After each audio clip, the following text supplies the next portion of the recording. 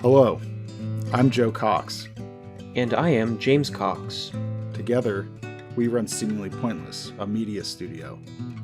The software you are seeing is Moloch 0, an interview simulation for the Moloch Corporation. The controls are simple. First, you must navigate over to the interview simulation software. From there, the interview process begins. The player must move the workers, attempting to be as efficient as possible and follow the interviewers and the software's directions. Given how much media is thrown at us every day, unnoticed psychological tactics manipulate user behavior in small but impacting ways.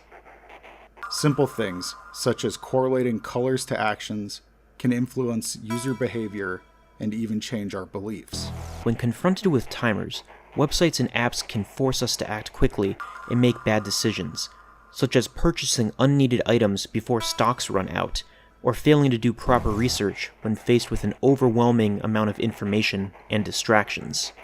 While we may blame ourselves when we make such choices, that offloading of guilt is also an old tactic used by industries to avoid responsibility. For instance, in 1923, a petition was signed by over 40,000 people in the U.S. city of Cincinnati to limit car speeds to 25 miles per hour, or 40 kilometers per hour, to prevent cars from running over pedestrians. In response, the automotive industry coined the term jaywalking to shame anyone who crosses the street outside of designated areas.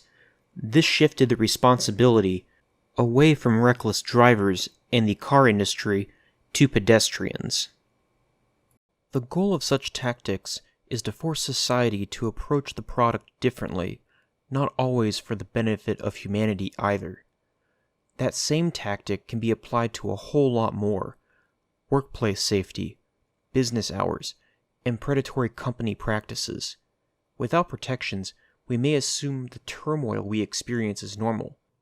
Ultimately, these software and apps feel like modern-day adaptations of industrial practices, converting people into unwitting machines, turning humans into revenue-driving cogs in our digital revolution.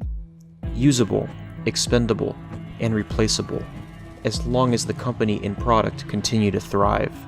By making Moloch 0, we hope to encourage players to think about the systems that they engage with and the views that they accept as a normal, because at some point, someone or some company had to have created these, and they don't always have your best interests in mind.